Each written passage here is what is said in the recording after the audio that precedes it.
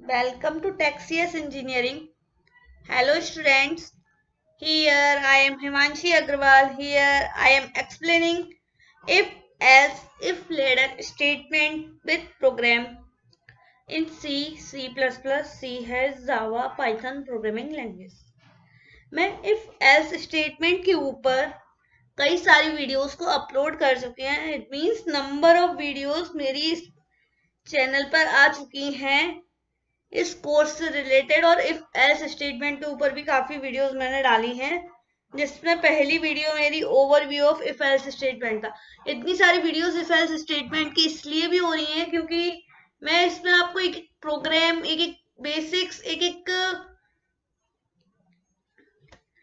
चीज इसमें क्लियर कर रही हूँ कि आपको कहीं भी प्रोग्राम में प्रॉब्लम ना आए कि इसको फोर लूप से कैसे रिलेट करना है, क्या करना है. ये सब आपको कंटेंट आप हिसाब से देख करके कि भाई आपको कहाँ कहाँ कंफ्यूजन हो सकता है, उस हिसाब से मैंने इन वीडियोस को क्रिएट किया है. और इस पे मैं प्रोग्राम्स पर भी फोकस कर रही हूँ, ओनली थियोरेटिकल नहीं बता रही हूँ कि ओनली थियोरेटिकल बता दिया या सिंटैक्स क्या होता है उस सिंटैक्स को यूज करना बता दिया. ये सब नहीं, मतलब ये सब तो है ही, बल्कि इसके साथ में आपको इफ एल्स स्टेटमेंट जैसे मैं इसमें सिखा रही हूँ तो इसके लिए मैं आपको प्रोग्राम भी बताऊंगी पूरा. फिर इसके ऊपर से एक दो प्रोग्राम जैसे इफ एल्स स्टेटमेंट के हो गए. जैसे आज मैं if else if ladder statement का प्रोग्राम ले रही हूँ, तो इसमें क्या है कि एक प्रोग्राम तो ये जो मैंने इसके ऊपर भी मैंने एक प्रोग्राम डाल दिया इफ एल्स इफ के ऊपर, है ना.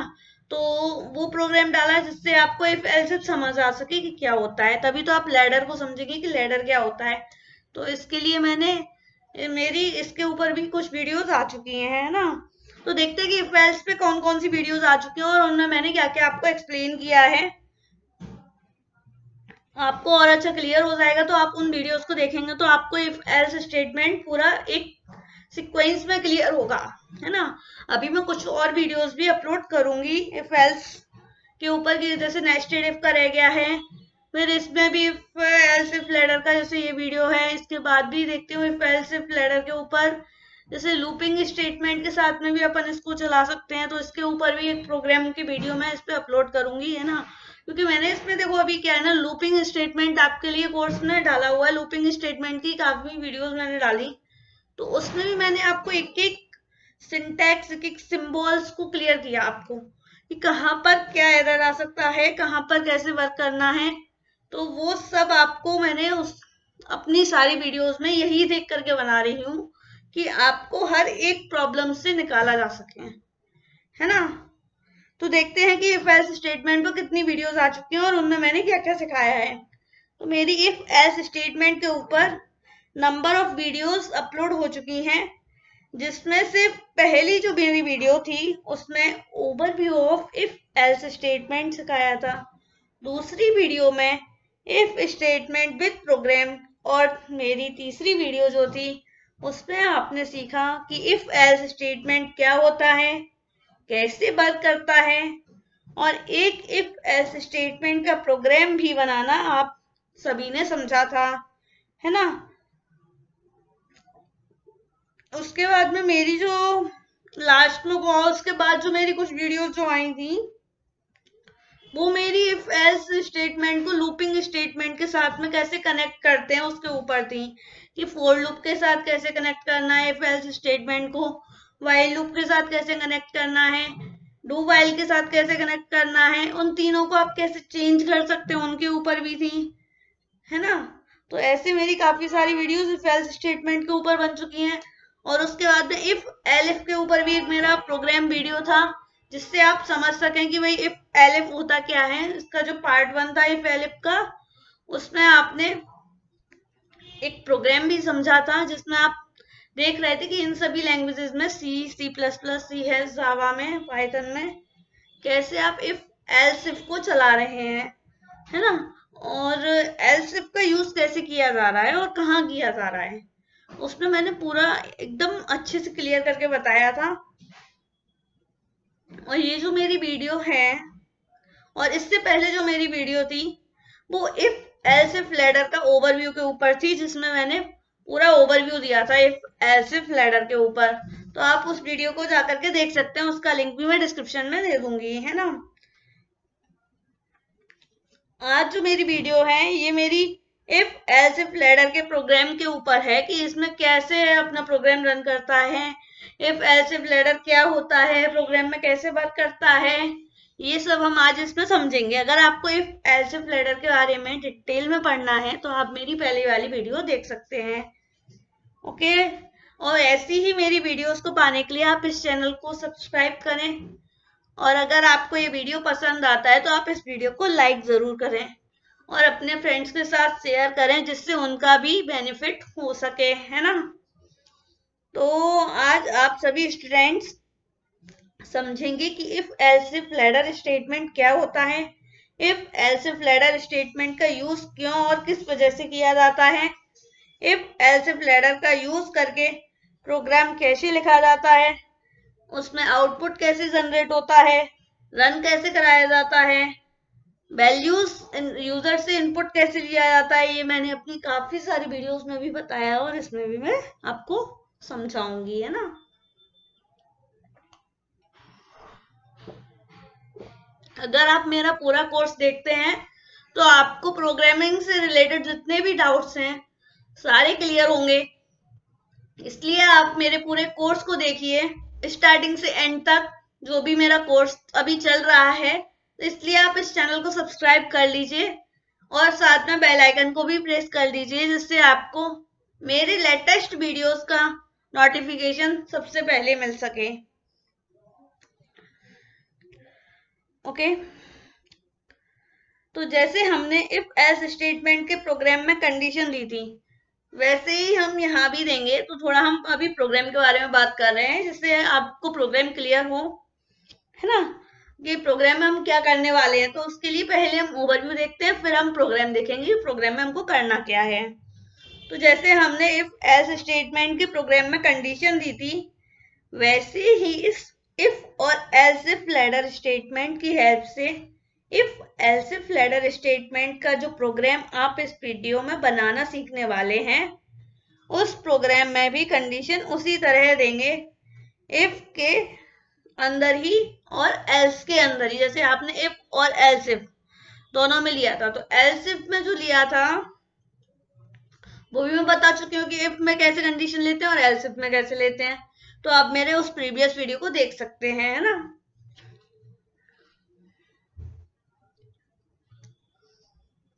तो उस प्रोग्राम में भी कंडीशन उसी तरह दी थी जैसे ही हम इस प्रोग्राम में भी देंगे, है ना, इफ और एलिफ के अंदर। तो देखते हैं प्रोग्राम कैसे लिखा जाता है, कैसे रन कराया जाता है। और हाँ, आप सभी इफ के साथ में number of else if conditions भी लगा सकते हैं, बट इफ ओनली एक होता है और एल्स भी ओनली एक ही होता है। लेकिन उसके बीच में अगर आपको और सारी कंडीशंस देनी है, अगर आपको 1 से ज्यादा कंडीशंस परफॉर्म करानी है, तो आप एलिफ का यूज कर सकते हैं। इसलिए ना एल्स इफ बनाया गया है कि आप एल्स इफ की हेल्प से अपने प्रोग्राम में कितनी भी कंडीशंस को सेटिस्फाइड करा सकते हैं, या फिर एक इफ एल्स का स्टेटमेंट रेडी कर सकते हैं कितनी भी कंडीशंस के साथ में। इसलिए उसमें एलिफ लगाया जाता है, जिससे आप कितने भी एलिफ को यूज करें और अपनी कंडीशन उसमें देते जाएं। Okay,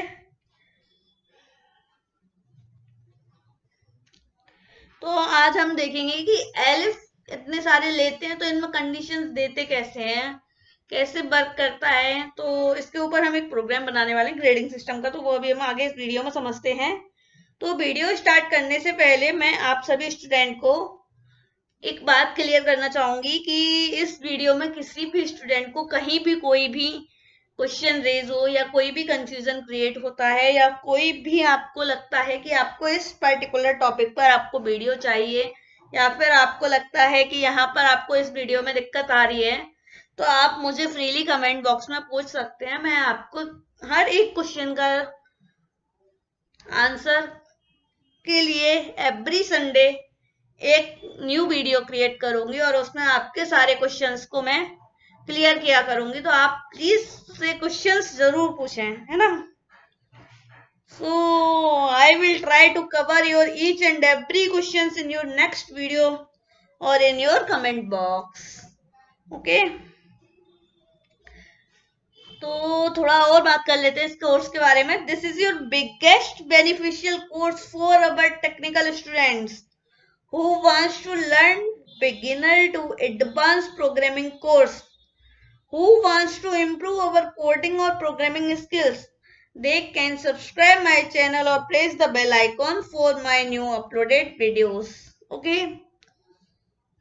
Now I uploaded some videos related to this course on this channel, so watch freely.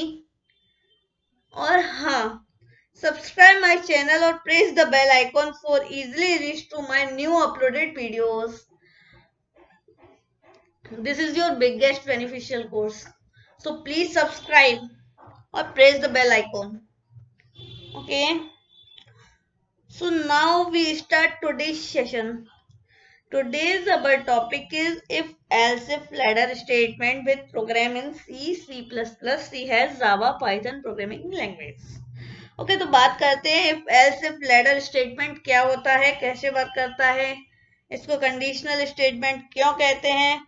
ये सब तो मैंने क्या है आपको अपनी पहली वीडियोस जो मेरी थी इफ एलिफ स्टेटमेंट की, इफ एल्स की, काफी सारी मैं वीडियोस डाल चुकी हूँ, तो उनमें मैंने बहुत अच्छे से क्लियर किया है. तो आप सारी वीडियोस को वन बाय वन देखेंगे तो आपको पूरा इफ एल्स समझ आ जाएगा और साथ में एल्स इफ भी समझ आ जाएगा. अब इसमें हम ये देखेंगे कि लैडर बनाते कैसे हैं इफ की हेल्प से, है ना. चलिए देखते हैं. तो अब हम बात करते हैं if else if ladder statement क्या होता है. जैसे कि if else if ladder statement के नेम से भी समझ आ रहा है कि हमको यहाँ ओनली इफ में ही नहीं बल्कि एल्स इफ में भी कंडीशंस दे दी हैं, वो भी एक एल्स इफ में नहीं, कई सारे एल्स इफ में. पिछला जो प्रीवियस वीडियो था उसमें हमने सिर्फ एक एल्स इफ में वीडियो दी थी जो मेरी सेकंड लास्ट वीडियो थी, है ना. इसमें आप लोग क्या देंगे, कई सारी एल्स इफ देंगे, जिससे क्या है आप काफी सारी कंडीशंस को एक साथ चेक करा पाएंगे, है ना. कंडीशंस को देना है और सेटिस्फाइड कराने के लिए आप काफी सारे एल्स इफ का यूज करने वाले हैं इस वीडियो में. तो इट मींस आपको कंडीशन हमेशा इफ और एल्स इफ ब्लॉक में ही देना होता है. ओके. एल्स में तो ऑलवेज लास्ट कंडीशन जो बचती है वो डाल दी जाती है कि भाई अब ये सारी कंडीशंस अगर फुलफिल नहीं होती हैं तो हमें ये रिजल्ट प्रिंट हो जाए कि एक भी कंडीशंस फुलफिल नहीं हुई है ना. तो इफ और एल्स इफ ब्लॉक में ही कंडीशन को चेक कराया जाता है. ये आप क्लियर कर लीजिए और नोट कर लीजिए अपने किसी नोटबुक में यानी अपने माइंड में. ओके. अगर हमारी इफ में दी हुई कंडीशन सेटिस्फाइड होती है तो इफ वाला चलेगा और हमको रिजल्ट मिल जाएगा प्रोग्राम से और प्रोग्राम वहीं टर्मिनेट हो जाएगा. लेकिन अगर इफ वाली कंडीशन फुलफिल नहीं होती है या किसी कारणवश फॉल्स हो जाती है तो हमारा दूसरा एल्स इफ चलेगा. फिर अगर उस एल्स इफ की कंडीशन फुलफिल नहीं होती है तो उसके बाद वाला एल्स इफ चलेगा. अगर वो भी कंडीशन फुलफिल नहीं होती है तो उसके बाद वाला मतलब ऐसे ही हमारे कोड में देखा जाता है. तो हम अभी इस प्रोग्राम में इसको और अच्छे से क्लियर करने वाले हैं. तो वीडियो में अंत तक बने रहें और इस वीडियो को लाइक जरूर करें और प्रेस बेल आइकॉन और press the subscribe button. Okay.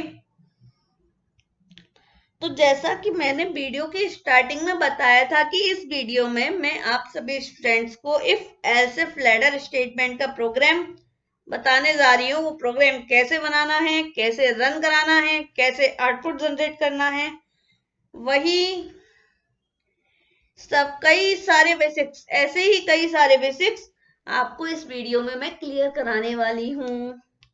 तो वीडियो को स्टार्ट करने से पहले प्रोग्राम के बारे में हम समझ लेते हैं कि प्रोग्राम क्या होता है और हमारा प्रोग्राम है क्या. एक्चुअली प्रोग्राम होता क्या है ये तो आप सब जानते ही हैं.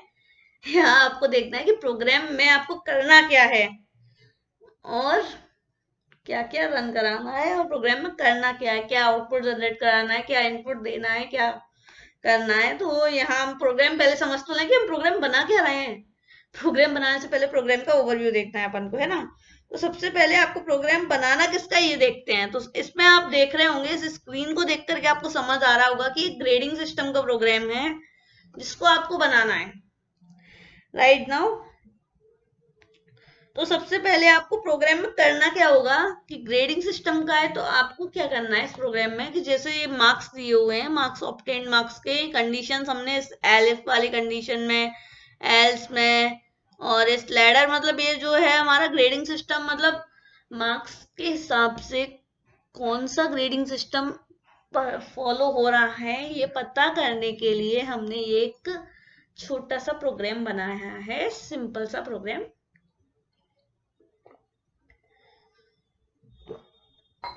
बनाया है। इसको हम आप लोग के साथ शेयर करने जा रहे हैं, तो आप और अच्छे से समझ पाएंगे कि किस तरह से ये प्रोग्राम बना, और आपको हर एक बेसिक्स क्लियर कराना हमारा एक कर्तव्य है ना। तो देखिए ग्रेडिंग सिस्टम के प्रोग्राम में हमको करना क्या है।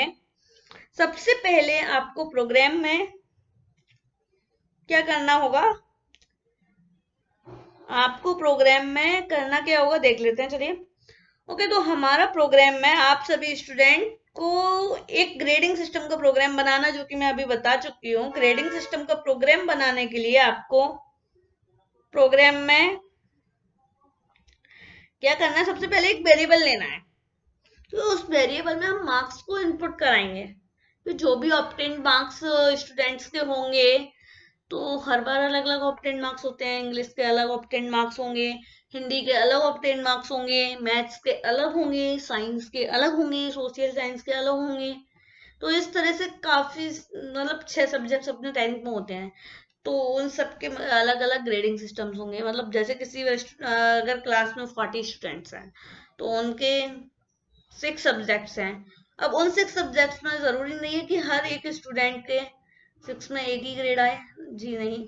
तो उसके लिए ग्रेड फाइंड आउट का ग्रेडिंग सिस्टम इसलिए डिवाइडेड किया गया है क्योंकि पता चल सके कि इसके मार्क्स 90 अबव हैं या 80 अबव हैं या 60 अबव हैं या 50 अबव हैं। ये तो हमारे स्कूल वाले देखते हैं, तो वही हम यहाँ देखने वाले हैं कि ग्रेडिंग सिस्टम से तो हमको बस क्या पता करना है, हमको कोई मार्कशीट नहीं बनानी है, ना हमको किसी को मार्क्स देने हैं, ना कुछ करना है। लेकिन जो मार्क्स हम डालेंगे वो मार्क्स पता करना है। जैसे किसी स्टूडेंट के इंग्लिश में मार्क्स है 78, तो अब वो जो 78 मार्क्स हैं वो किस ग्रेड में आ रहे हैं इसको पता करने के लिए हमने ये प्रोग्राम बनाया है ना। कि जैसे हिंदी में किसी स्टूडेंट के मार्क्स है 87, तो वो कौन सी ग्रेड में आ रहा है 87। तो इस हिसाब से मतलब ग्रेडिंग सिस्टम को का प्रोग्राम बनाया कि इससे हम ग्रेडिंग सिस्टम पता कर सके कि कौन से उसमें जा रहा है ग्रेडिंग, है ना। तो उसके लिए आपको एक वेरिएबल लेना होगा जिसमें आप मार्क्स नाम का वेरिएबल लेंगे। उसमें आप यूजर से वैल्यू इनपुट कराएंगे, जैसे हमने भी यहाँ पर लिया है, देखो यहाँ हमने मार्क नाम का वेरिएबल लिया है। इसमें हम यूजर से इनपुट करा रहे हैं मार्क की वैल्यू जो भी है। तो यहाँ हमने लिखा एक मैसेज स्क्रीन पर प्रिंट करा है, एंटर अ नंबर, है ना। तो उसी तरह से आपको वेरिएबल लेना होगा। क्योंकि यहाँ ऑब्टेन्ड मार्क्स का ग्रेड पता करने के लिए एक प्रोग्राम बना रहे हैं, इसलिए आप सब आज ऑब्टेन्ड मार्क्स की वैल्यू यूजर से इनपुट कराएंगे, वो भी 1 to 100। अगर आप 1 to 100 के अलावा कोई भी वैल्यू डालेंगे तो आपको एक मैसेज प्रिंट होगा, इनवैलिड मार्क्स, है ना। तो 1 to 100 ही क्यों, क्योंकि हमारे यहाँ क्या होता है, ऑब्टेन्ड मार्क्स जो हैं पूरे भारत में यही होता है, बाकी और कंट्रीज का तो नहीं पता, लेकिन ज्यादातर कंट्रीज में यही रूल्स फॉलो होता है कि 1 to 100 जो मार्क्स होते हैं उन्हीं के आधार पर, उन्हीं के बेसिस पर ग्रेडिंग सिस्टम बनाया जाता है और उन्हीं के बेसिस पर मार्कशीट्स बनाई जाती है ना। तो 1 to 100 ही क्यों ले रहे हैं हम, क्योंकि ज्यादातर स्कूल, ज्यादातर कॉलेजेस सब 1 to 100 वाला ही सीक्वेंस फॉलो करते हैं। ओके, तो ऑब्टेन्ड मार्क्स 1 to 100 के बीच में ही होते हैं, इसलिए हम प्रोग्राम में जो वेरिएबल बनाएंगे उस वेरिएबल में 1 to 100 तक के ही नंबर को वैलिड कराएंगे और उन्हीं के बेसिस पर ग्रेड फाइंड आउट करेंगे कि ये मार्क्स जो है कौन सी ग्रेड में आ रहा है। इन केस कोई भी user outer of the range अगर हमारे प्रोग्राम को वैल्यू देता है तो वो नंबर जो भी देगा वो नंबर इनवैलिड मार्क्स करके हमारा प्रोग्राम उसको एक मैसेज दे देगा, है ना। ओके, तो अब आप समझ गए होंगे कि प्रोग्राम में क्या करना है। अब आगे आप जब इस प्रोग्राम में या इस वीडियो में आगे प्रोग्राम बनाएंगे तो और अच्छे से क्लियर कर पाएंगे, इसलिए मैंने ये सब आपको थोड़ा सा प्रोग्राम के बारे में ओवरव्यू दिया। तो चलिए अब हम प्रोग्राम स्टार्ट करते हैं कि प्रोग्राम क्या है। तो अब हम अपनी प्रोग्राम स्क्रीन पर चलते हैं और बात करते हैं कि प्रोग्राम क्या है ना। तो देखो, सबसे पहले हमको क्या बनाना है,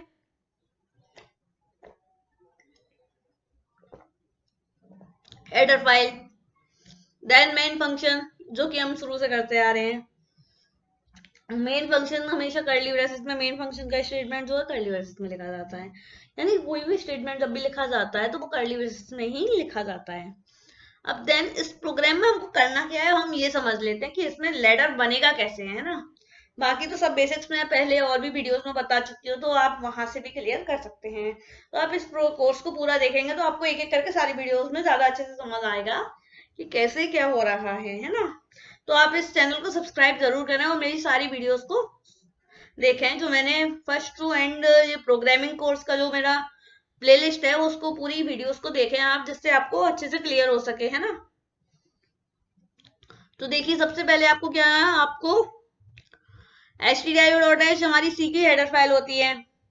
मेन फंक्शन हमने इंट मेन क्यों लिया है, क्योंकि हम इंट पर ही वर्क कर रहे हैं, इंटीजर वैल्यू पे हम सिर्फ और सिर्फ इंटीजर वैल्यू पर वर्क कर रहे हैं, ना कि हम किसी और चीज पे, है ना। तो अभी तो हमने ना फ्लोट पे बात की है, ना केयर पे बात की है, और भी कई कीवर्ड्स होते हैं तो उन पे हमने बात नहीं की है। अभी हम बात कर रहे हैं ओनली इंट पे। अभी तक मेरे जो भी प्रोग्राम्स आए हैं सब इंट पर ही आए। जब हम फ्लोट पर स्विच करेंगे तो हम फ्लोट पर भी बताएंगे, है ना। तो देखो, डेटा टाइप्स पढ़ेंगे ना तब मैं आपको एक एक प्रोग्राम इन सब का भी बताऊंगी, है ना, कि जिसमें फ्लोट का कैसे प्रोग्राम बनता है, केयर का कैसे बनता है। तो फ्लोट का डेटा टाइप जब आप पढ़ेंगे तो डेटा टाइप के ऊपर मैं वो प्रोग्राम बताऊंगी। तो इस चैनल को आप सब्सक्राइब करें, जिससे आपको जो भी डेटा टाइप से रिलेटेड है या प्रोग्रामिंग में कहीं भी कोई भी दिक्कत आती है तो आप मुझे कमेंट बॉक्स में बताएं, तो मैं आपके लिए उस टॉपिक से रिलेटेड भी एक प्लेलिस्ट क्रिएट करके आपको एक पूरा ट्यूटोरियल उससे रिलेटेड प्रोवाइड करा दूंगी, है ना। अब इस प्रोग्राम में करना क्या है, जो मैं बता ही चुकी हूँ कि मार्क्स ऑब्टेन का प्रोग्राम है, जो कि ग्रेडिंग सिस्टम पता करना है मार्क्स के हिसाब से, कि भाई जो भी मार्क्स हम डालेंगे उसके हिसाब से कौन सा ग्रेड है, बस हमको ये पता करना है और हमको कुछ नहीं करना है। सिंपल सा प्रोग्राम है। अभी मार्कशीट वगैरह अभी हम कुछ बना नहीं रहे हैं, तो हम देखते हैं कि मार्क्स कैसे। तो सबसे पहले हमने मार्क नाम का, मतलब जो भी मार्क्स आएंगे स्टूडेंट के, तो हमने मार्क नाम का एक वेरिएबल ले लिया, है ना, उसको क्रिएट किया और हमने इंटीजर डिक्लेयर कर दिया। अब उसको हमने इंटीजर डिक्लेयर कर दिया। अब हम इसमें क्या करेंगे, यूजर से वैल्यू स्टोर कराएंगे कि आपके कितने मार्क्स आए थे, आप हमको बताएं, है ना। हमने एक मैसेज प्रिंट कराया स्क्रीन पर, वो है एंटर अ नंबर। क्यों कराया है, क्योंकि यूजर अपने नंबर लिखेगा। अगर यूजर को किसी भी नंबर का अगर से रिलेटेड कोई ग्रेड पता करना है, उसके लिए ये नंबर लिखेगा यूजर, है ना। तो उसके लिए उसको बताना तो पड़ेगा कैसा नंबर चाहिए। वैसे आप यहाँ पर ये भी लिख सकते हैं, एंटर नंबर लिखा है, वहां पर आप इंटीजर नंबर भी लिख सकते हैं, है ना, एंटर इंटीजर नंबर। तो इससे होगा क्या कि वो इंटीजर टाइप वैल्यू देगा। वैसे नंबर तो इंटीजर में ही होते हैं, तो इसलिए मैंने यहाँ पर एंटर अ नंबर लिखा था। ओके, तो अब देखो, अब उसके बाद ये मैसेज प्रिंट होगा। देन अब यूजर जो है वैल्यू इनपुट कहाँ करेगा, तो उसके लिए हमने यहाँ स्कैन एफ लिया है। आपको यहाँ क्या लेना है, स्कैन एफ। स्कैन एफ के बाद आपको स्मॉल ब्रैकेट में %d comma logical and mark. Logical and से ही वैल्यू स्टोर कराई जाती है सी और C++ में, इसलिए हम यहाँ लॉजिकल एंड ले रहे हैं। ओके, तो %d तो हमारा इंटीजर टाइप डिक्लेयर कर रहा है, कि एंटीजर टाइप वैल्यू हमको मार्क में देनी है।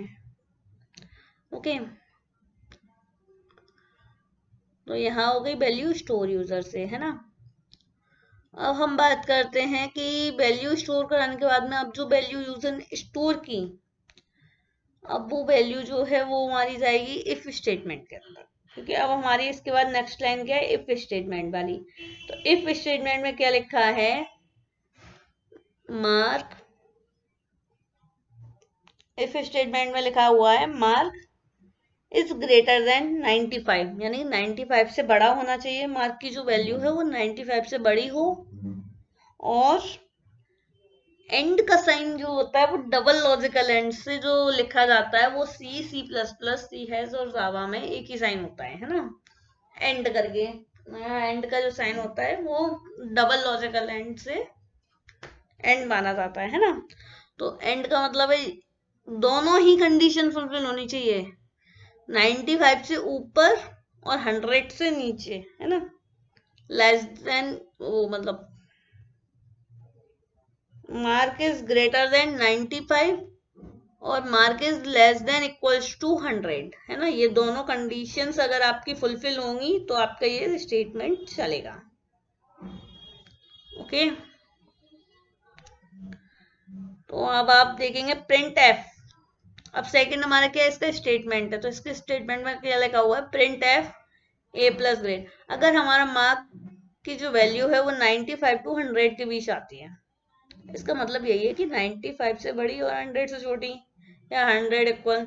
तो इसका मतलब ये है कि 95 टू 100 के बीच में जो भी वैल्यू आएगी या 100 हो सकती है, लेकिन 95 नहीं होगी, 95 से 100 होगी, और 100 भी हो सकती है लेकिन 95 नहीं होगी, है ना। तो उसे हम क्या कहेंगे, ए प्लस ग्रेड, यानी हमारा प्रोग्राम ए प्लस ग्रेड आपको यहाँ पर स्क्रीन पर मैसेज प्रिंट कर देगा कि आपके जो मार्क्स हैं वो ए प्लस ग्रेड में आते हैं, है ना। अगर कंडीशन फुलफिल होती है तो, इफ अगर कंडीशन में अगर आपने यहाँ नंबर दे दिया, यूजर ने नंबर दिया 95, तो अब 95 जो है इसकी कंडीशन को फुलफिल नहीं कर रहा है, क्योंकि 95 से ज्यादा चाहिए इफ में। तो अब सेकंड वाला स्टेटमेंट देखेगा, अब ये स्टेटमेंट रन नहीं होगा, अब यहाँ सीधे स्विच करेगा एल्स इफ में, है ना। अब उसने एल्स इफ में स्विच किया, तो एल्स इफ में उसने देखा 95 है, तो इसमें उसने क्या देखा कि मार्क की जो वैल्यू है वो 90 से ग्रेटर और 95 के लेस देन इक्वल होनी चाहिए। क्या देखा इसमें, 90 से ग्रेटर होनी चाहिए और 95 से लेस देन और इक्वल होनी चाहिए। जैसे इधर अपन ने दिया 100 से लेस देन इक्वल होना चाहिए और 95 से ग्रेटर होना चाहिए। इधर हमने क्या दिया, 95 के लेस देन इक्वल होना चाहिए और ग्रेटर 90 होना चाहिए, यानी 90 टू 95 वेरी कर रहा है ना, तो हमारी आएगी ए ग्रेड। 90 टू 95 में ए ग्रेड आएगी, तो 90 इंक्लूड नहीं है, 90 टू 95 है, यानी 95 तो इंक्लूड है बट 90 इंक्लूड नहीं है। तो हमको मैसेज क्या मिल जाएगा हमारे प्रोग्राम से, अगर यूजर को मैसेज क्या मिलेगा, अगर यूजर ने 95 डाला तो यूजर को ग्रेड मिल जाएगी बी, वो सॉरी ए ग्रेड, है ना। 95 आ रहा है ए ग्रेड के अंदर, ये वाली कंडीशन में नहीं आ रहा है 95, क्योंकि इसमें 95 से अबव है, इसमें 90 अबव टू 95 है ना। अगर यूजर 90 देता है तो 90 देता है तो ये वाला चलेगा, फिर अब ये वाला स्टेटमेंट रुक जाएगा क्योंकि 90 है, तो 95 से अब चाहिए, ऐसे 95 टू 100 और ऐसे चाहिए 90 अबव टू 95।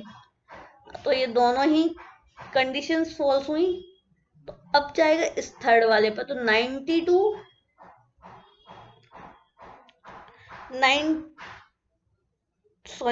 80 टू 91 है ना। तो 80 टू 90 चलेगा, 91 तो जो है लेस देन होना चाहिए, 91 से लेस देन हो और 80 से ग्रेटर हो। अब ये वाली जो कंडीशन है हमारी तीसरी वाली, वो क्या कहती है कि 80 से तो ग्रेटर हो और 91 से लेस देन हो, तो आपका ये चलेगा। अब आपकी वैल्यू क्या है, 91 से लेस देन है 90 है और ग्रेटर 80 से है ही, तो 91 से लेस देन है 90 है और 80 से भी ग्रेटर है 90, तो आपको क्या मैसेज प्रिंट मिलेगा, यानी आप जो यूजर है उसको क्या मैसेज मिलेगा, बी ग्रेड। अगर मान लो यूजर ने ये भी नहीं दी आपको और यूजर ने आपको दे दी 80, तो 80 में आप क्या चलेगा। अब 80 के लिए क्या कंडीशन है अपने पास, 80 के पास कंडीशन है नेक्स्ट वाले में 70 टू 81, 81 से लेस और 70 से ग्रेटर। ओके, तो 81 से लेस और 70 से ग्रेटर होगा तो सी ग्रेड मिलेगी। तो 81 से तो लेस है सी, वो सॉरी 80, और 70 से ग्रेटर है 80, इसलिए हम अब यूजर को क्या मिलेगा, सी ग्रेड। ओके, अगर यूजर अब 70 देता है तो यूजर अगर 70 देगा तो यूजर को क्या मिलेगा। तो अब हमारे पास क्या कंडीशन, 70 से लेस देन हो और 60 से 71 से लेस देन हो और 60 से ग्रेटर हो। तो 70 हमारा 71 से लेस देन है और 60 से ग्रेटर है, तो यूजर को क्या मिलेगा, डी ग्रेड, है ना। अब ऐसे ही अगर यूजर ने दे दिया 60, तो 60 के लिए आपने क्या कंडीशन दी हुई है इधर, 61 से तो लेस हो और 49 से ग्रेटर हो। 60 से लेस और 49 से ग्रेटर होना चाहिए, 61 से लेस और 49 से ग्रेटर। तो हमारा 60 तो 49 से ग्रेटर भी है और 61 से लेसर भी है, तो यूजर को क्या मिलेगा, ई ग्रेड, है ना। अब यूजर को एफ ग्रेड कहाँ मिलेगी, यूजर को एफ ग्रेड मिलेगी जीरो वाली पे, देखो 0 से ग्रेटर और 0 के इक्वल और 50 से लेस, 50 से नीचे जितने भी मार्क्स होंगे, यानी इंक्लूडिंग 49 पे अपन ने नहीं दिया क्योंकि 49 से ग्रेटर यानी 50 तक जो थे, 60 से 50 तक की जो ग्रेड्स थी उनमें हमने ई दिया था, है ना। तो यूजर को मैसेज मिल रहा था ई 60 पे और 50 पे भी यूजर को ई मिलेगा। लेकिन जैसे ही यूजर वैल्यू अगर 49 आती है किसी भी यूजर की, यानी कि किसी भी स्टूडेंट का जो मार्क्स है वो 49 ऑब्टेन करता है, तो वो फेल में इंक्लूड हो जाएगा। तो 49 जो एफ ग्रेड वालों के लिए, फेल वालों के लिए है, और जो 0 से लेके 49 जो भी है, यानी 0 टू 49 इंक्लूडिंग 49 हमारा एफ ग्रेड यूजर को मैसेज मिल जाएगा, है ना। अगर कोई बंदा 1 to 100 के बीच में वैल्यू को नहीं देता है, जैसे उसने 101 दे दिया बाय डिफॉल्ट, तो उसका क्या होगा, बाय मिस्टेक या बाय डिफॉल्ट, तो उसका क्या होगा, उसको एक मैसेज मिलेगा इनवैलिड मार्क का, क्योंकि मार्क्स जो है 1 to 100 होने चाहिए। अगर उसने 101 दे दिया तो this is the invalid marks, क्योंकि 1 हमेशा मार्क्स हमारे 1 to 100 के बीच में होते हैं, है ना। तो ये तो हुआ हमारा सी प्रोग्राम के बारे में बात हुई कि सी प्रोग्राम बनता कैसे है और कहाँ और कैसे कंडीशंस देनी है, हम ये देखते हैं ना। तो कंडीशन तो हमने दी, लेकिन कंडीशंस कैसे दी आप ये भी समझ ही गए होंगे, फिर भी मैं एक बार बता ही देती हूँ। देखो इफ में क्या कंडीशन दी हमने, 95 टू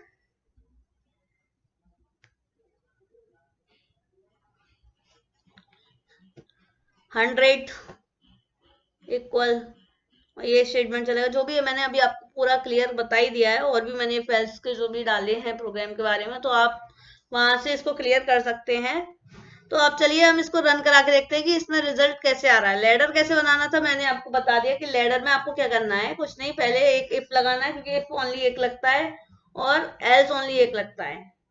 बाकी बीच में आप एलिफ कितने भी लगा सकते हैं, तो उससे ही हम लैडर कहते हैं कि जितने नंबर ऑफ एलिफ आप लगा रहे हैं कि भाई इसके बाद ये होना चाहिए, इसके बाद ये कंडीशन फुलफिल हो, इसके बाद ये कंडीशन फुलफिल हो, अगर ये भी कंडीशन फुलफिल नहीं हो रही तो ये कंडीशन फुलफिल हो। तो इसीलिए एलिफ लैडर बोला जाता है, क्योंकि इसमें हम एलिफ एलिफ एलिफ लगाए जा रहे हैं, है ना। इफ तो एक लगाए, एल्स भी एक लगाए, लेकिन उसमें लैडर में एलिफ का लैडर बना हुआ है, सीढ़ियां बनी हुई है ना कि भाई इस फ्लोर पे नहीं बंदा मिला तो इस फ्लोर पे मिलेगा, इस फ्लोर पे नहीं तो इस फ्लोर पे, इस फ्लोर पे नहीं तो इस फ्लोर पे, तो उस हिसाब से है ना। तो ये देखो ये एक लैडर ही बना है। जैसे इफ का ये कंडीशन दी है आपने कि 95 to 100 वाली, अगर ये कंडीशन फुलफिल होती है तो ठीक, और नहीं होती है यानी ये आपकी पहली सीढ़ी हो गई मान लीजिए। इस पहली सीढ़ी में आपको अगर बंदा मिलता है यानी फर्स्ट फ्लोर पे आपको कोई बंदा मिलता है तो ठीक है। अब आप गए सेकंड सीढ़ी पे, सेकंड सीढ़ी पे एक और गेट है। अब मान लीजिए हर सीढ़ी पे एक फ्लोर है, तो अब सेकंड सीढ़ी पे क्या है कंडीशन भाई, 90 टू 95, सेकंड फ्लोर पे कंडीशन हमारी 90 टू 95 होना चाहिए। अगर इस कंडीशन के बीच में बंदा मिल जाता है तो ठीक, और नहीं मिलता है तो फिर ये कंडीशन देखी जाएगी। यहाँ हमने कितने अलिफ लगाए, अगर ये भी कंडीशन नहीं मिलती है तो फिर ये वाली कंडीशन देखी जाएगी, फिर ये भी कंडीशन नहीं मिलती है तो ये वाली कंडीशन देखी जाएगी, अगर ये भी कंडीशन नहीं ट्रू होती है तो ये वाली कंडीशन देखी जाएगी, अगर ये भी कंडीशन ट्रू नहीं हुई तो ये कंडीशन देखी जाएगी, अगर ये भी नहीं हुई तो लास्ट में ये मैसेज आपको प्रिंट होकर के मिल जाएगा। इसलिए एल्स को लगाया जाता है। और लैडर ऐसे ही कहते हैं कि यहाँ पर हम इतनी सारी कंडीशंस दे रहे हैं क्योंकि हमको ये सारी ग्रेड्स हमको पता करनी है। और ऐसे ही आप कुछ भी पता कर सकते हैं, जैसे किसी का लिविंग स्टेटमेंट के लिए आप इस तरह से ही प्रोग्राम बना सकते हैं, और भी कई प्रोग्राम्स इस तरह से बनते हैं जैसे एलिफ का यूज करके, कि एलिफ मतलब इस ये एक फ्लोर हो गया, ये एक फ्लोर हो गया, ये एक फ्लोर हो गया। आपने अगर पिज्जा डिलीवर करना है किसी को तो फर्स्ट फ्लोर पे मिलेगा बंदा, इस फ्लोर पे मिला नहीं मिला तो आप एलसिप में जाएंगे, एलसिप में ये पहले वाले एलसिप में गए, इस पे भी नहीं मिला, दूसरे वाले एलसिप पे गए नहीं मिला, तीसरे वाले पे भी देखा आपने नहीं मिला, चौथे वाले पे गए इस पे भी नहीं मिला, पांचवे पे भी गए तो नहीं मिला, छठवे पे भी बंदा नहीं मिला, तो आप बोलेंगे कि भाई यहाँ बंदा है ही नहीं। आप एल्स में ये वाला मैसेज प्रिंट करा देंगे कि भाई इस बिल्डिंग में तो हमें ये बंदा मिला ही नहीं, तो हम उस पिज्जा को डिलीवर ही नहीं कर पाए, है ना। जो भी आप मैसेज प्रिंट कराना चाहते हैं तो वो मैसेज ऐसे प्रिंट हो जाएगा। तो ऐसे हमने यहाँ पर 6 लेटर बना दिए, मतलब कि 6 सीढ़ियां बना दी।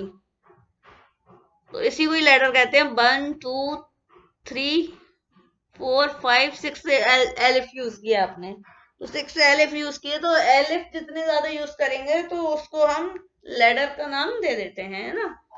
यानी कि हमारे प्रोग्राम में उसे लेटर कहा जाता है।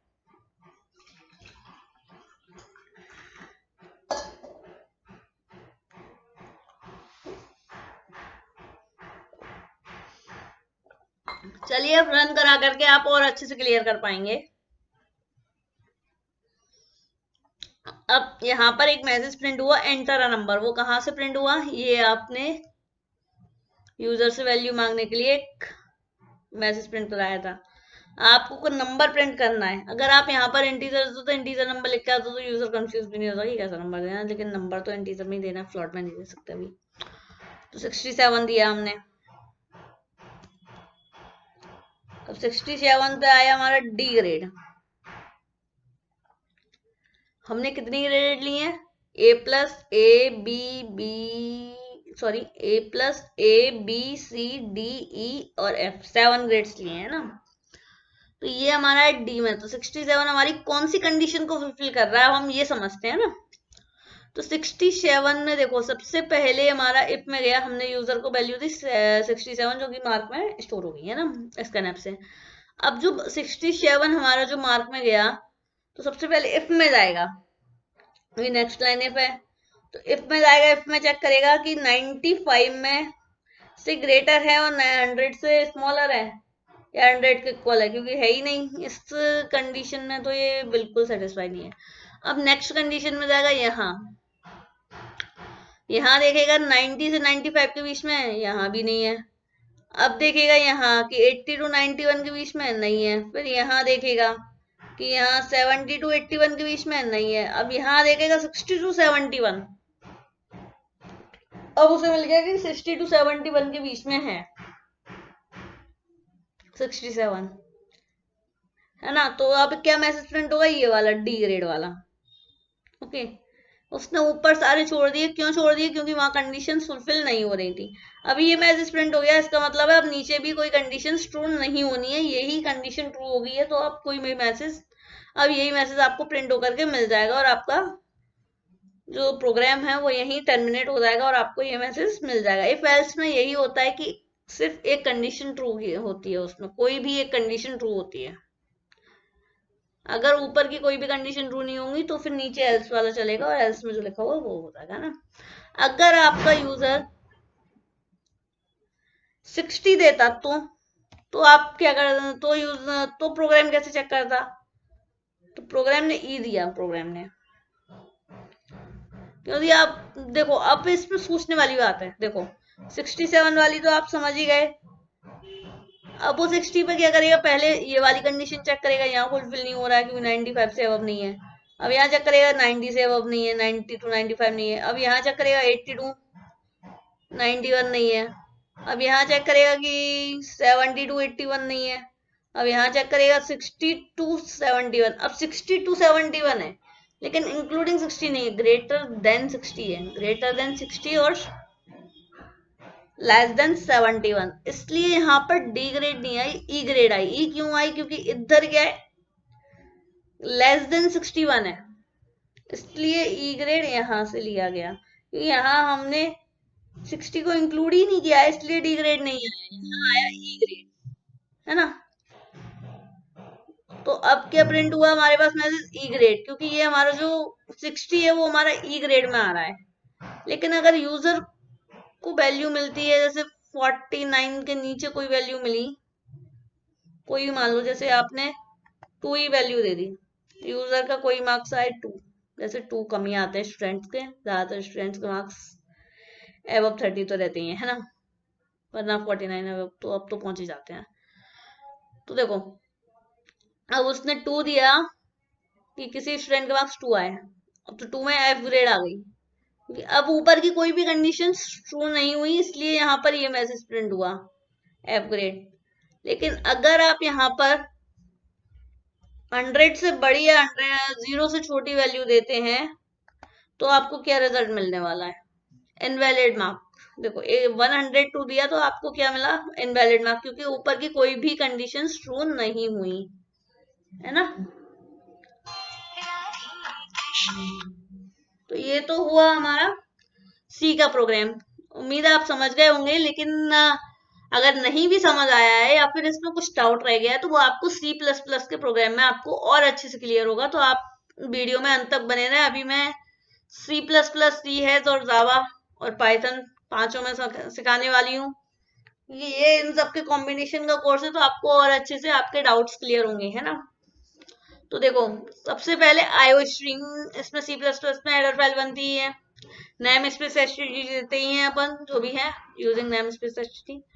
उसके बाद हमने इंट मेन फंक्शन दिया जिसके अंदर हमारा मेन फंक्शन तो हम लिखते ही, मेन फंक्शन के अंदर ही हमारा प्रोग्राम का कोड लिखा जाता है।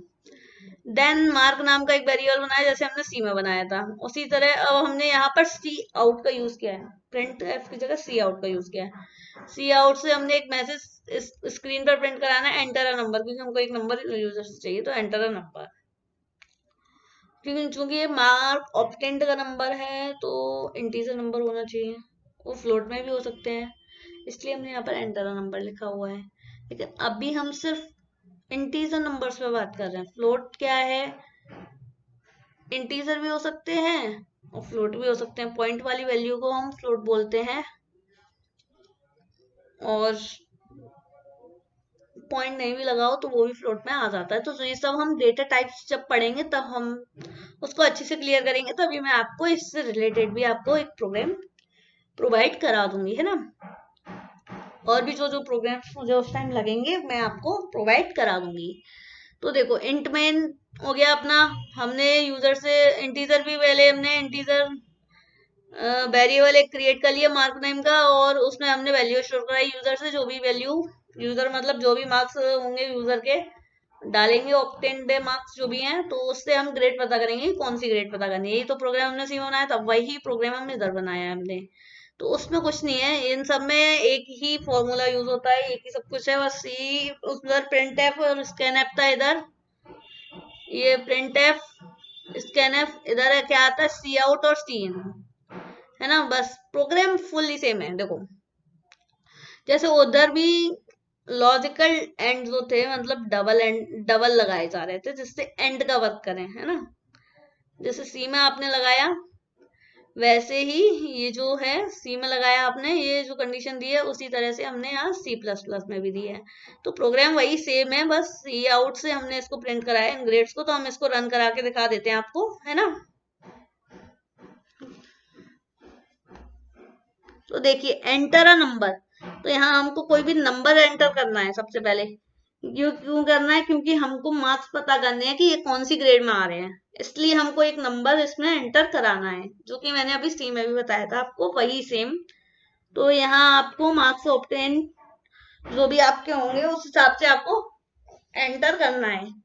तो अब हम यहाँ पर ले लेते हैं, जैसे हमने ले लिया 100 ही ले लिया किसी यूजर का, जैसे सॉरी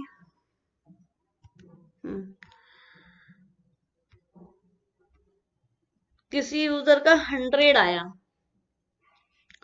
तो अब 100 जो है हमारे मार्क में स्टोर हो जाएगा। अब हमारा सेकंड चलेगा इफ वाला लाइन। तो इफ वाले लाइन में मार्क में क्या वैल्यू है, 100 इक्वल होना चाहिए और 100 से लेस देन होनी चाहिए। तो मिल रहा है भाई कि 100 इक्वल है। तो अब हमारे पास क्या मैसेज प्रिंट हो जाएगा, ए प्लस ग्रेड। तो देखते हैं,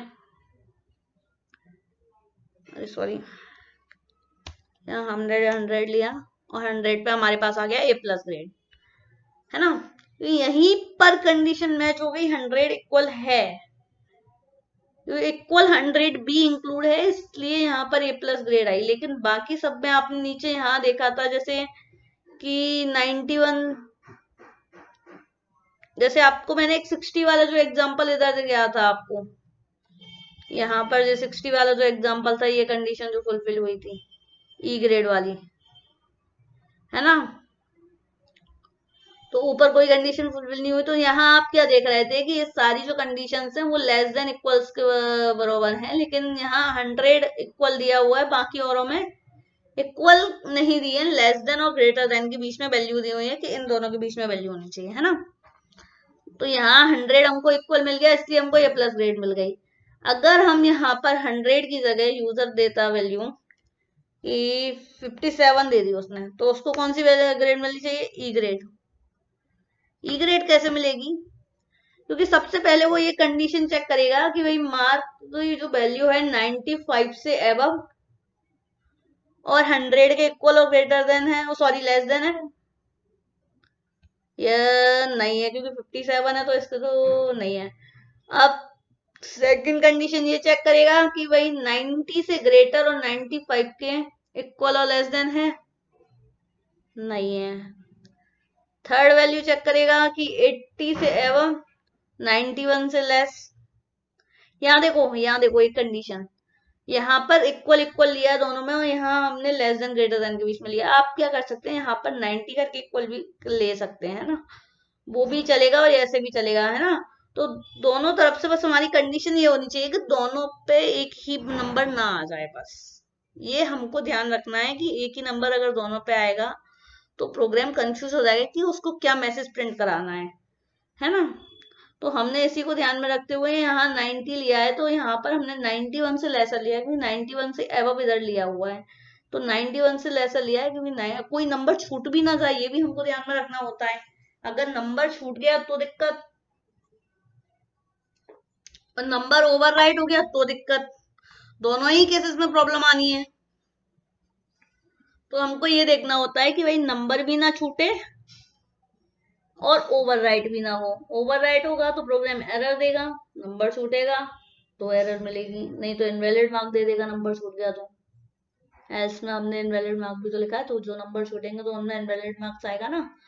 तो इसलिए ये सब ध्यान में रखना होता है कि भाई एक भी मतलब जो हम कंडीशन दे रहे हैं उस कंडीशन के हिसाब से हमारा प्रोग्राम का रिजल्ट एक्यूरेट आना चाहिए, इसलिए हमने इस तरह से कंडीशंस दे करके आपको समझाया है ना। आप वैसे इक्वल में भी ले सकते हैं कि इक्वल 90 और जैसे भी आप, है ना। तो सी आउट की वैल्यू जो है बी ग्रेड नहीं आएगी, क्यों नहीं आएगी, क्योंकि अभी हमने 57 दिया तो 57 का तो ई ग्रेड आना है।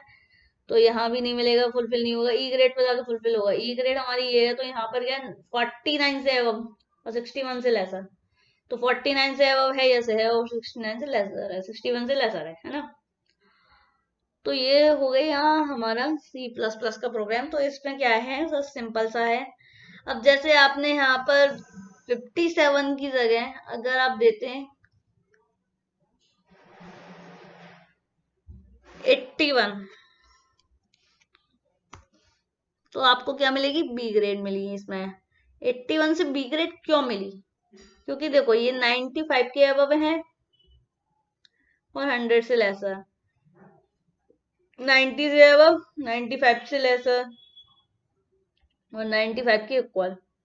अब इधर देखो, इधर क्या है, 80 से अबव और 91 से लेसर।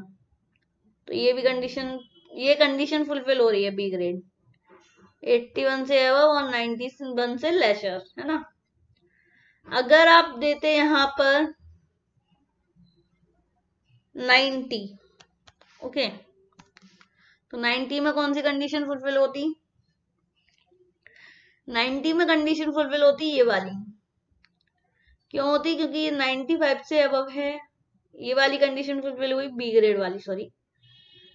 देखो 90 में, अब इधर आपको कंफ्यूजन आया कि भाई ये वाली कंडीशन फुलफिल होनी चाहिए, जबकि कंडीशन फुलफिल होनी है ये वाली। क्यों होनी है, क्योंकि ये तो 90 अबव ले रहा है और ये ले रहा है 91 लेसर। 91 लेसर तो 90 है, तो वो बी ग्रेड देगा, है ना।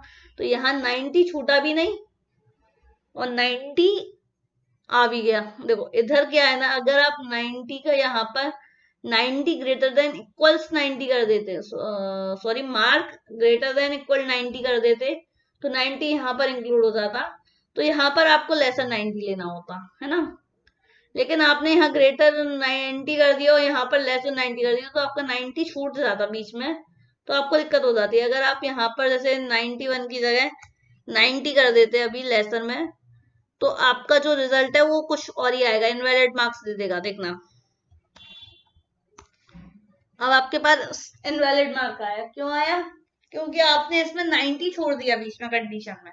तो इसलिए ही मैं आपको फोकस कर रही थी कि इसमें कोई भी मार्क्स छूटे ना, यानी कि जो भी मार्क्स हैं वो छूटे ना। अगर वो छूट गए बाय डिफॉल्ट, तो आपको ही प्रॉब्लम है कि आपका जो प्रोग्राम है वो एक्यूरेट रिजल्ट नहीं देगा। अब मैंने यहाँ पर 91 फिर से कर दिया है, तो अब उसका रिजल्ट वही आएगा जो हमारा आ रहा था पहले, बी ग्रेड, है ना। लेकिन अगर आप यहाँ पर 91 यहाँ पर ग्रेटर देन ना करते हुए अगर आप यहाँ पर 90 करते हैं, यहाँ पर आप 90 करते हैं और यहाँ पर आप 90 की जगह यहाँ पर आप इक्वल कर देते हैं, है ना। तो अब आपका रिजल्ट चेंज हो जाएगा, अब आपका रिजल्ट आएगा ए ग्रेड में 90 पे। तो एंटर 90, तो 90 पे आपका रिजल्ट क्या है, ए ग्रेड। क्योंकि अब आपने क्या किया, 90 इसी में इंक्लूड करा दिया कि 90 के इक्वल और 95 के इक्वल, मतलब 89 टू 95 होना चाहिए, है ना, इसलिए आपका रिजल्ट ये आया। तो अब आप समझ गए होंगे कि ये प्रोग्राम कैसे रन कर रहा है और कैसे बना, है ना। कुछ नहीं है, सेम ही है, बस उधर सी आउट लिया और इधर सी आउट और एक्सेशन ऑपरेटर के बाद स्ट्रिंग लिख के, जैसे हम सी प्लस प्लस में प्रिंट कराते हैं वैल्यूज, वैसे ही हमने यहाँ पर एक स्ट्रिंग को प्रिंट करा दिया। अलग अलग स्ट्रिंग्स ले ली, जैसे A plus grade, A grade, B grade, C grade, D grade, E grade और एफ ग्रेड।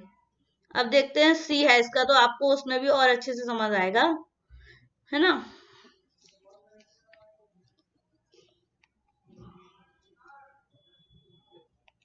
तो सी हैश के प्रोग्राम में आपको क्या करना है, कुछ नहीं, सिंपल वही सब लिखा हुआ है, जो सेम उधर था वही सेम इधर है। बस इनपुट फंक्शन और आउटपुट फंक्शन जो है सब में डिफरेंट होते हैं। सी में जैसे इनपुट फंक्शन होते हैं प्रिंट, सॉरी, सी में इनपुट फंक्शन होता है स्कैनफ, सी प्लस प्लस में क्या होता है, सी इन, सी हैज में होता है कंसोल डॉट रीड लाइन, और जावा में होता है स्कैनर करके जो भी होता है ना। और पाइथन में अलग ही होता है ना।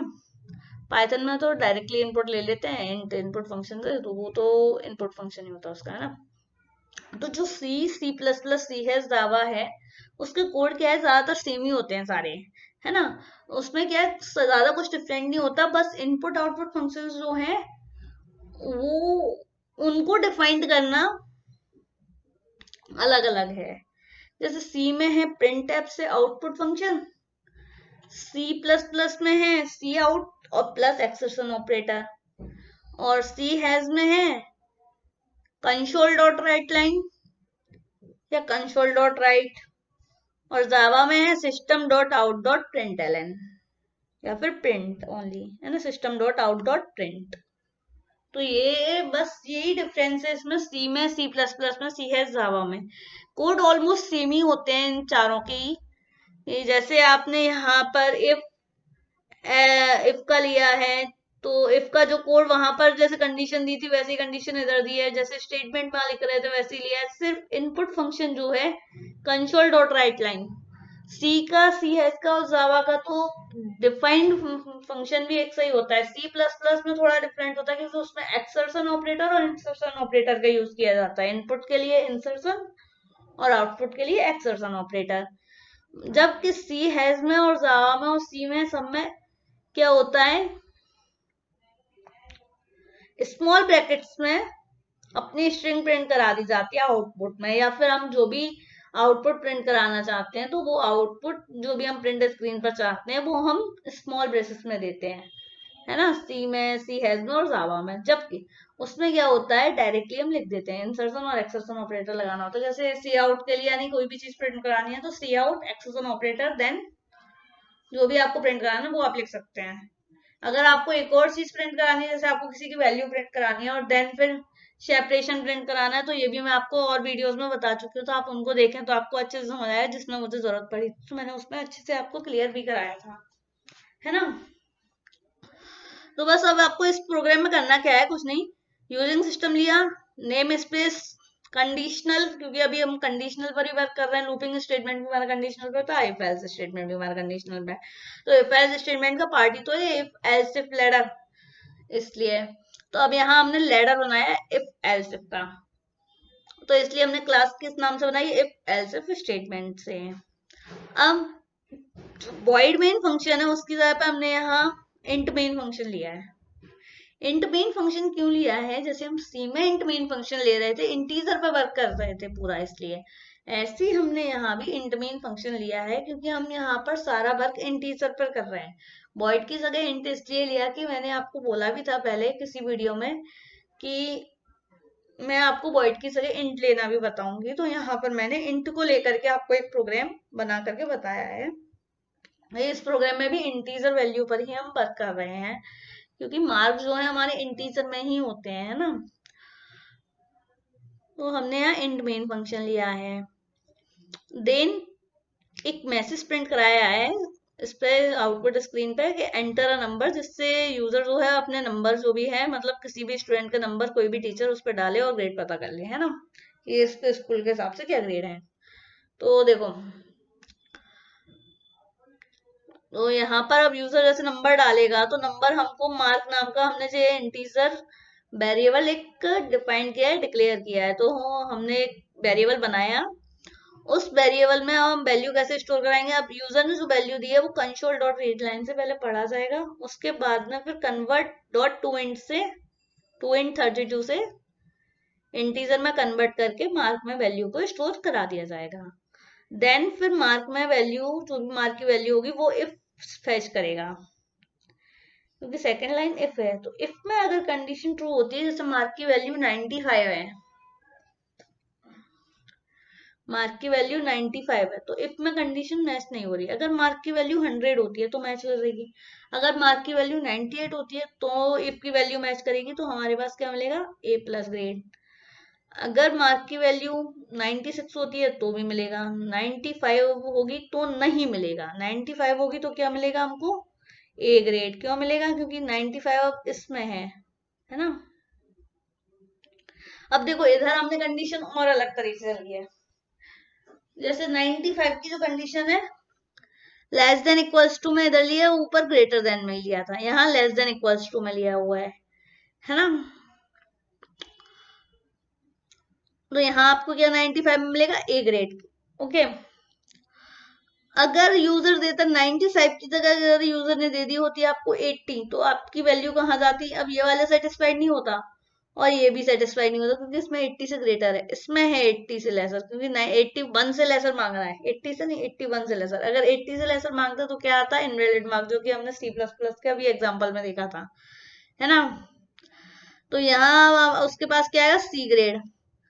अगर यूजर 70 देता है तो फिर उसके पास आएगी डी ग्रेड, क्योंकि लेसर 71 से लेसर जो भी है वैल्यू वो इस तरह आएगी, है ना, और 60 से अब जो भी है। अगर यूजर 60 देता है तो फिर ई, और 49 से नीचे जो भी देता है या 50 से नीचे जो भी देता है वो एफ। 50 नहीं, 49 भी एफ। ओके, सपोज दैट अगर वो 0 से 100 के बीच में वैल्यू ही नहीं देता है तो उसको मिलेगा ये इनवैलिड मार्क। ठीक है, तो इसको हम रन करा के देखते हैं तो आपको और अच्छे से समझ आएगा। एंटर अ नंबर, तो नंबर आपको एंटर करना है, आपने किया 78। ओके, तो 78 पे आपको मिली सी ग्रेड। कैसे मिली सी ग्रेड, अब हम ये देखते हैं। तो देखो, यूजर ने सबसे पहले प्रोग्राम ने मैसेज प्रिंट किया enter a number. Okay, user ने नंबर दिया 78, जो कि कंसोल डॉट रीड लाइन से पढ़ा गया 78, देन इंट में कन्वर्ट करके मार्क में स्टोर कर दिया गया 78। अब जो मार्क की वैल्यू 78, अब सबसे पहले इफ कंडीशन को चेक करिए। इफ कंडीशन क्या कहती है कि 95 से एबव और 100 से लेस या 100 के इक्वल, तो ये तो कंडीशन ट्रू नहीं हुई। फिर सेकंड कंडीशन गया, तो सेकंड कंडीशन कहती है 90 से अब 95 के इक्वल और ग्रेटर, सॉरी लेसर। तो ये भी कंडीशन फुलफिल नहीं हुई कि 95 के तो लेसर नहीं है, 95 के इक्वल भी नहीं है और 90 के ग्रेटर भी नहीं है। तो अब फिर उस कंडीशन में गया कि वही कंडीशन गया 78 तक, पर ये भी कंडीशन ट्रू नहीं हुई क्योंकि ये तो 80 पर ही फिनिश हो रही है। अब यहाँ गया तो यहाँ पर 70 से एबव है और 81 से लेसर है, तो ये कंडीशन ट्रू हो गई, इसलिए यहाँ पर सी ग्रेड यूजर को मिल गई। ओके, जो नंबर जहां पर डिफाइंड होगा वही तो मिलेगी, आगे प्रोग्राम चले ना चले उससे क्या फर्क पड़ता है ना। तो ये तो हुआ आपका सी हैश का प्रोग्राम, उम्मीद है आप समझ गए होंगे।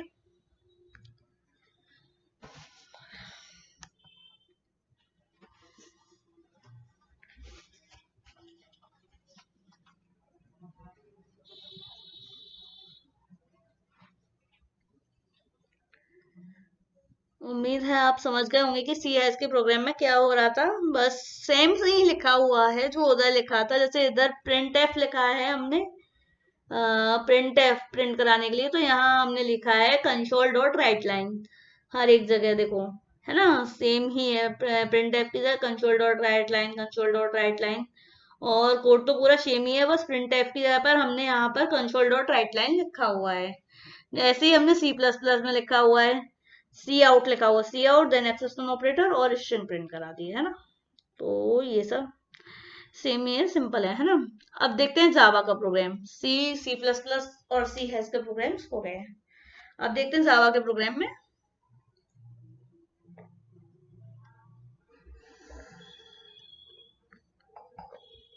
जावा के प्रोग्राम में भी वही सेम है, बस इनपुट लेने का तरीका, आउटपुट लेने का तरीका थोड़ा डिफरेंट होता है, लेकिन काफी कुछ चीजें इसमें सेम होती हैं। सी में, सी प्लस प्लस में, सी हैश में, जावा में, जो कि मैं अपनी हर एक वीडियो में बताती भी हूँ कि कहाँ क्या सेम है। तो आज मैंने इसमें सेम पूरा बता दिया कि हाँ ये सब सेम है, जो डिफरेंट है वो मैंने आपको एक्सप्लेन किया। अब जावा में और एक्सप्लेन कर देती हूँ क्या है ना, तो आपको और अच्छे से क्लियर हो जाएगा कि ये लैंग्वेजेस कैसे एक दूसरे से कॉन्केटिनेट हैं, है ना, कैसे सिमिलर सी लैंग्वेजेस हैं जिनको आप इजीली समझ सकते हो। इसलिए मैं आपके लिए एक कोर्स लेके आई हूँ जो कि आपको बहुत ही बेनिफिट कराने वाला है। तो देखिए इसमें क्या किया है। सबसे पहले स्कैनर नाम की एक लाइब्रेरी हमने कॉल की, java.util.scanner। ओके, देन हमने एक क्लास बनाया जिसका नाम है इफ एल्स इफ स्टेटमेंट। उसके अंदर हमने voidmain फंक्शन को कॉल किया। voidmain फंक्शन कॉल करने के बाद system.out.println से एक स्ट्रिंग प्रिंट कराई, एंटर नंबर।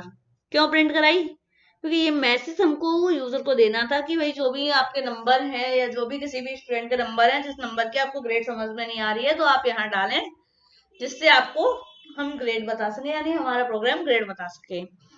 ओके, तो वो नंबर हमने एंटर कराना है। तो जो भी यूजर नंबर एंटर करेगा वो सिस्टम डॉट इन से नंबर फेच करेगा हमारा जो भी जावा का प्रोग्राम है, और स्कैनर यानी न्यू स्कैनर करके एक स्पेस क्रिएट करेगा। उस स्पेस का नाम होगा माय ऑब्जेक्ट, है ना। स्कैनर में माय ऑब्जेक्ट, तो स्कैनर में कर रहा है इसलिए स्कैनर माय ऑब्जेक्ट लिखा हुआ है यहाँ, है ना। जावा में डिफाइन कर देते हैं वहीं की वहीं, है ना। तो स्कैनर में माय ऑब्जेक्ट नाम से एक स्पेस क्रिएट हो गया। अब माय ऑब्जेक्ट में स्पेस तो क्रिएट हो गया, वो वैल्यू माय ऑब्जेक्ट में है। अब माय ऑब्जेक्ट में जो वैल्यू है वो वैल्यू हम डायरेक्ट यूज नहीं कर सकते, इसलिए हम उस वैल्यू को मार्क में एंटर कराएंगे और इंट में कन्वर्ट करेंगे, क्योंकि हम इस प्रोग्राम में पूरा वर्क इंटीजर में करने वाले हैं। तो उस माय ऑब्जेक्ट में जो वैल्यू है नेक्स्ट इंट, तो नेक्स्ट इंट से हम क्या करेंगे, जो भी वैल्यू माय ऑब्जेक्ट में है वो वैल्यू इंटीजर में कन्वर्ट होगी और मार्क में स्टोर करा दी जाएगी, है ना। अब देन असाइन करा दी जाएगी, क्योंकि ये असाइनमेंट ऑपरेटर है। अगर डबल इक्वल्स होता तो फिर जो भी होता, लेकिन यहाँ डबल इक्वल नहीं है, यहाँ इक्वल है, यानी कि जो भी माय ऑब्जेक्ट की वैल्यू होगी वो वैल्यू मार्क को असाइन करा दी जाएगी। डबल इक्वल होता तो वो हमारा कंडीशनल ऑपरेटर बन जाता, ये हमारा असाइनमेंट ऑपरेटर है। फिर वो कंडीशन चेक करता है कि भाई मार्क की वैल्यू माय ऑब्जेक्ट के इक्वल है क्या, मार्क में तो कोई है ही नहीं, तो फिर वो एक प्रोग्राम एरर जनरेट कर देता है ना। तो अब यहाँ पर मार्क में वैल्यू स्टोर हो गई, जैसे आपने कोई भी वैल्यू ली 78 ली, तो 78 इसमें स्टोर हो गई। अब 78 जो स्टोर हुई वो वैल्यू यहाँ जाएगी। ये देखो सेम पूरा कोड लिखा हुआ है, यहाँ भी लॉजिकल एंड है, डबल लॉजिकल एंड लगाए हुए हैं जिससे एंड लिखा जाए। तो वही एंड के लिए यहाँ पर भी लॉजिकल एंड लिया हुआ है, वही सेम इफ एल्स का कोड लिखा हुआ है ना। यहाँ भी सेम है, यहाँ भी सेम है, इसलिए मैंने आपको ज्यादा मतलब डिटेल में नहीं बताया है, लेकिन डिटेल भी है, ये पूरा डिटेल ही है, क्योंकि यहाँ पर देखो सब सेम ही है। मैंने सी वाला सबसे डिटेल में बताया है, तो आप वहां से अच्छे से समझ सकते हैं। अगर आपने सी वाला अच्छे से समझ लिया तो फिर ये भी आप समझ ही जाएंगे कि देखो मार्क की जो वैल्यू है 95 से 100 के बीच में होनी चाहिए। सिमिलर ही है, क्योंकि यहाँ पर लॉजिकल एंड है, बस यहाँ डिफरेंट बस इतना है कि वहां सी में हम प्रिंटफ यूज कर रहे थे, सी प्लस प्लस में सी आउट और एक्सेशन ऑपरेटर यूज किया था। लेकिन जहां सी में हमने प्रिंटफ यूज किया था, वहां हमने सी हैश में क्या यूज किया, कंसोल डॉट राइट लाइन, और यहाँ हमने जावा में क्या यूज किया, system dot out dot printf. बस अंतर बस इतना ही है कि बस प्रिंट एफ की जगह पे हमने ये लगा दिया है system dot out dot println, बाकी कोई डिफरेंस नहीं है, सेम ही है पूरा कोड, ठीक है। तो कंडीशन कैसे चेक होती है ये आप सी में भी समझ चुके हैं, सी प्लस प्लस में भी, सी एस में भी, तो जावा में भी समझा देती हूँ। जैसे आपने 78 लिया, तो 78 जो भी लिया वहां, तो 78 पहली कंडीशन इफ वाली तो ट्रू नहीं हुई, क्योंकि 95 टू 100 वेरी कर रहा है। अब सेकंड वाली कंडीशन है 90 टू 95, ये भी नहीं हुई फुलफिल। थर्ड कंडीशन है 80 टू 91, ये भी कंडीशन फुलफिल नहीं हुई। फोर्थ कंडीशन है 70 टू 81, ये कंडीशन ट्रू हो गई, तो इसमें क्या आएगा, सी ग्रेड, है ना। अगर यूजर ये भी नहीं देता तो फिर क्या आता, अगर यूजर ने 70 दिया होता तो फिर आता डी ग्रेड। ऐसे यूजर अगर 45 दे देता आपको या 40 दे देता, तो फिर ये वाली कंडीशन तो ट्रू नहीं होती, क्योंकि 49 से ग्रेटर है, और ये वाली कंडीशन ट्रू होती तो एफ ग्रेड आ जाता, है ना। अगर यूजर ये भी नहीं देता और 102 या 103 वगैरह कुछ उसका बाय मिस्टेक दिख जाता, तो वो इनवैलिड मार्क दे देता, या फिर 0 से नीचे जो भी इंटीजर वैल्यूज है वो दे देता, तो है ना। चलिए इसको रन करा के देखते हैं।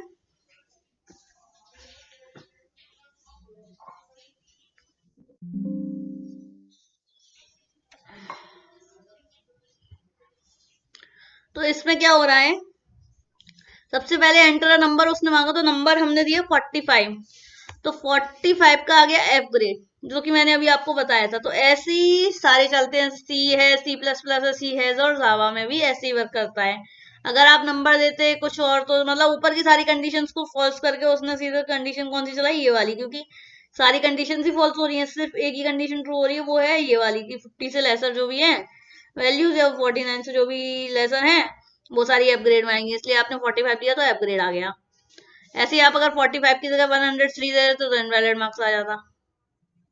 यहाँ पर आप दे देते 500 दे दिया आपने, तो इनवैलिड मार्क दे देगा, है ना, क्योंकि वो मार्क में आ ही नहीं रहे, 1 to 100 मार्क्स होते हैं।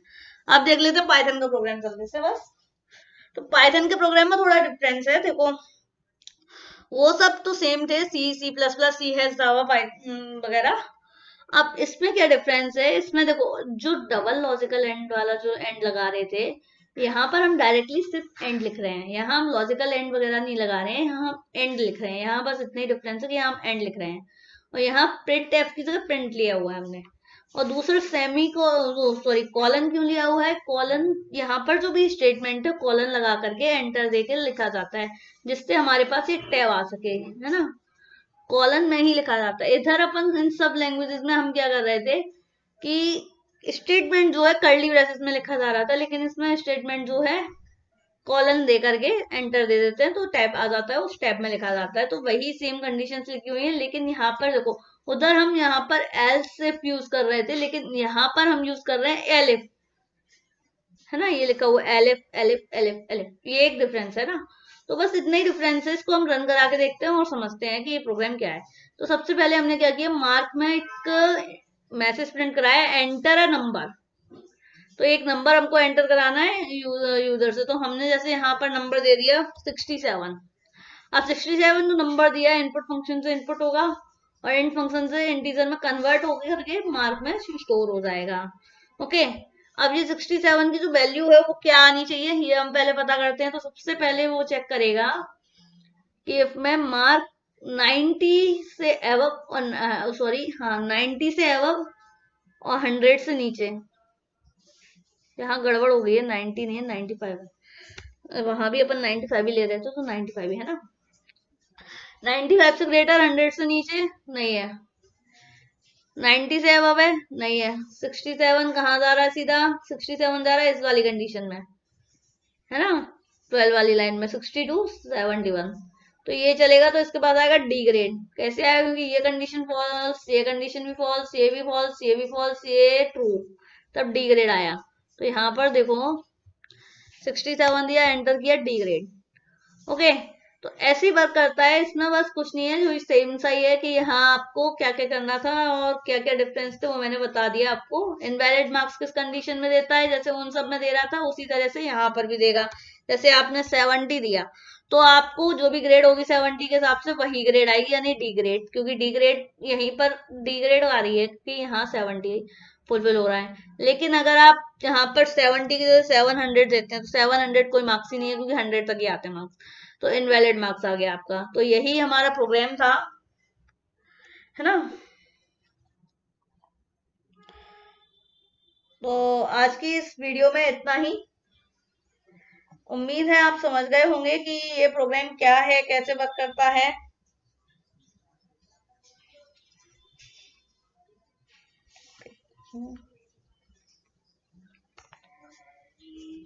उम्मीद है आप समझ गए होंगे। C++, सी हैश, जावा, पाइथन प्रोग्रामिंग लैंग्वेज में if else if ladder statement क्या होता है, कैसे वर्क करता है, if else if ladder statement का प्रोग्राम कैसे लिखा जाता है, सिंटेक्स क्या होता है, if else if ladder statement का प्रोग्राम वर्क कैसे करता है, आउटपुट जनरेट कैसे करता है, रन कैसे कराया जाता है, और भी काफी सारी चीजें इस प्रोग्राम के हिसाब से आप समझ गए होंगे कि ये प्रोग्राम कैसे एग्जीक्यूट होता है, कैसे रन होता है।